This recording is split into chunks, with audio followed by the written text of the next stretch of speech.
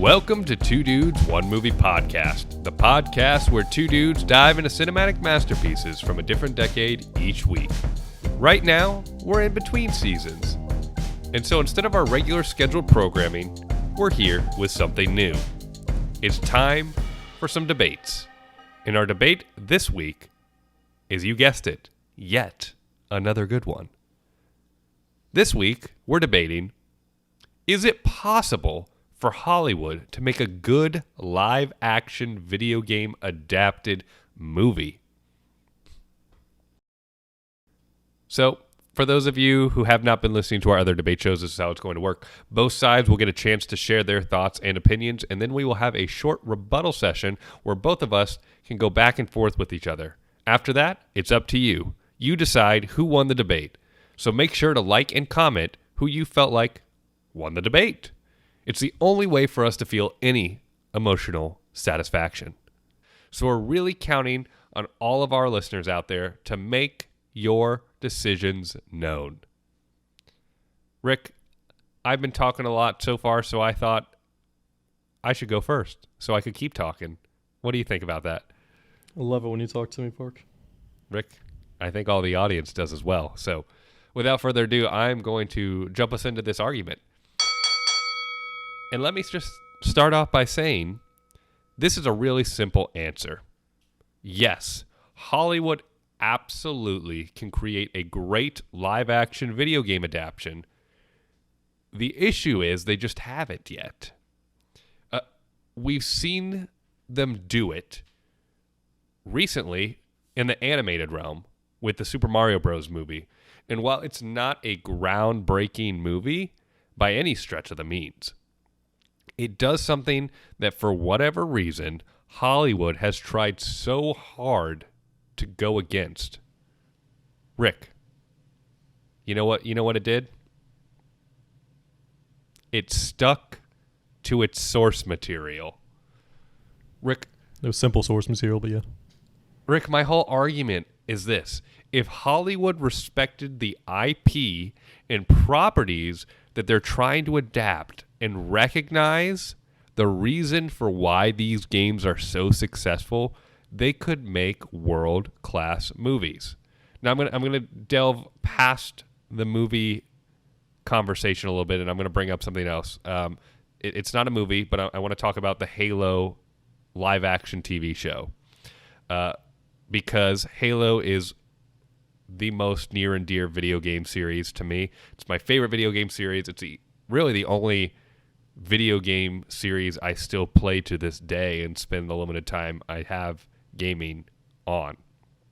And I have to say that the show they created on Paramount Plus visually does the series justice in a lot of ways.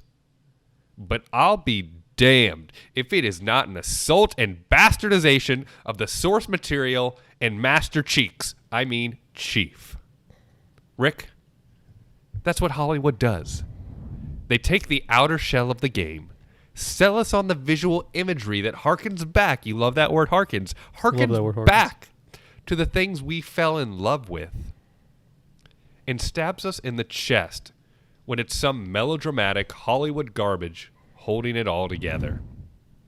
If Hollywood could just respect the stories that have already been made and accurately adapt them, then yes, Hollywood is more than capable of creating a good adaptation.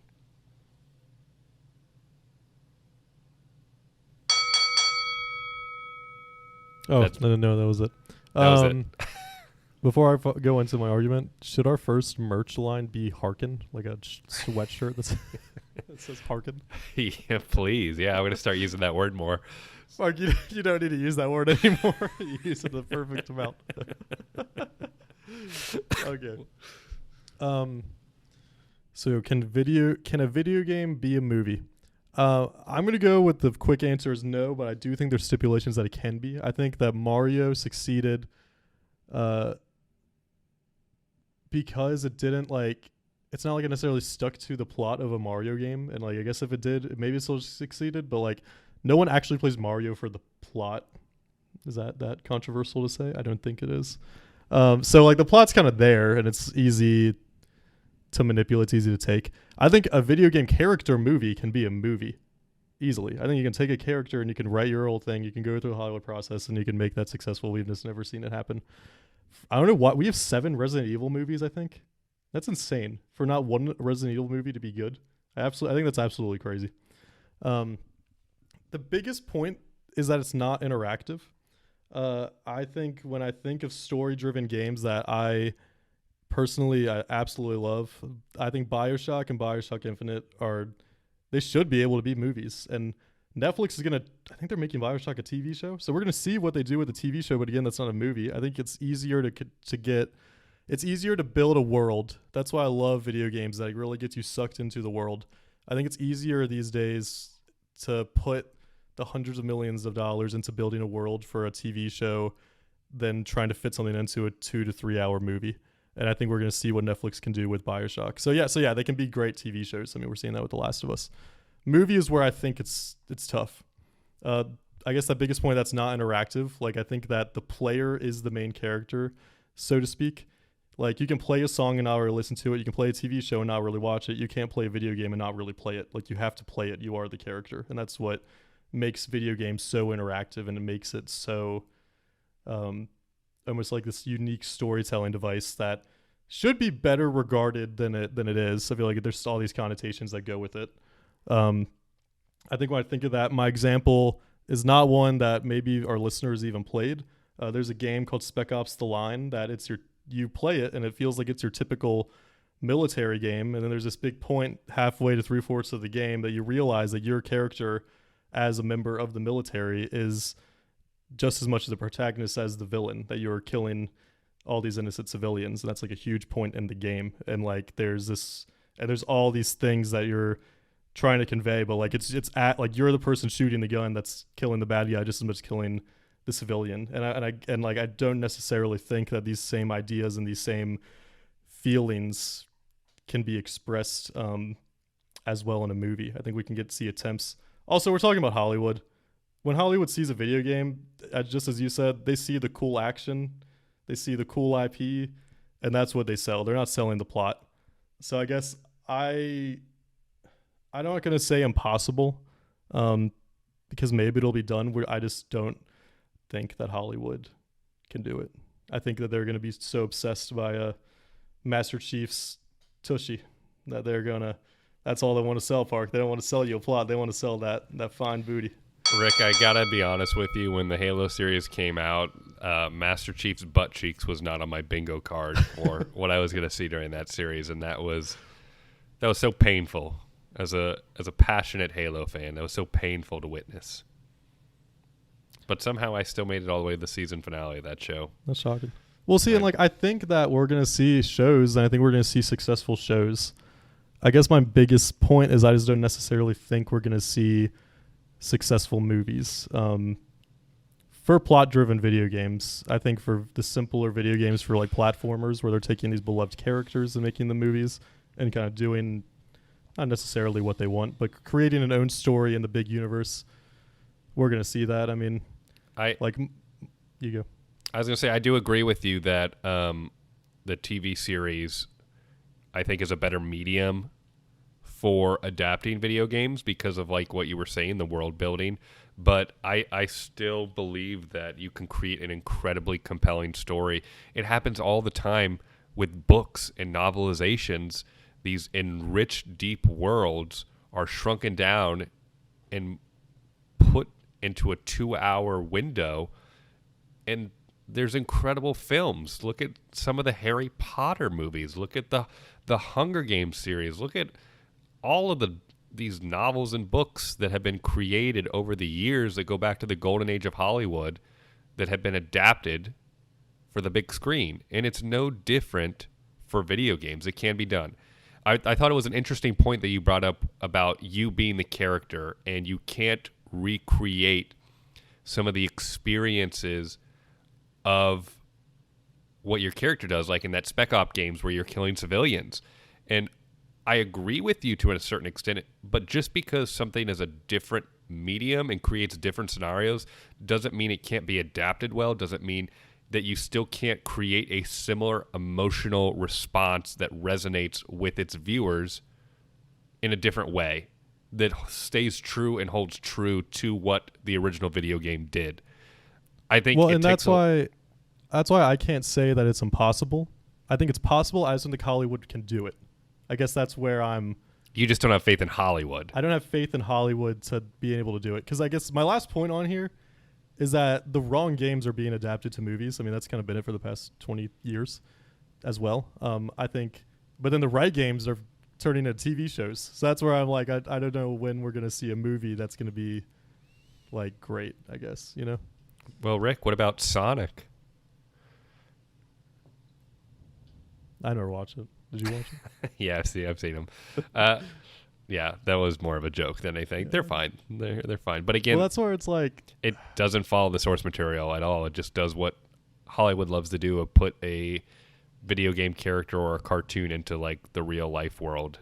And well, they don't take it seriously either. Like The Last of Us is like, and again, like it's a TV show, but it's like probably the first like video game IP that I feel like it took itself seriously and it took the source material seriously. And I think more Hollywood conglomerates need to do that. They need to trust the material that they're coming with, and that's what's going to make a successful live action movie, in my opinion. Is you followed the blueprint for The Last of Us, but instead of in a series way, it's in a movie way. Yeah, and it's tough though because it's like obviously the series of The Last of Us, they can spend the first episode to episode and a half building the world, and Last of Us has one of the best beginnings of any video game ever, in my opinion, in terms of how it sets itself up. But I can even go to, let's say they do like Red Dead Redemption 2.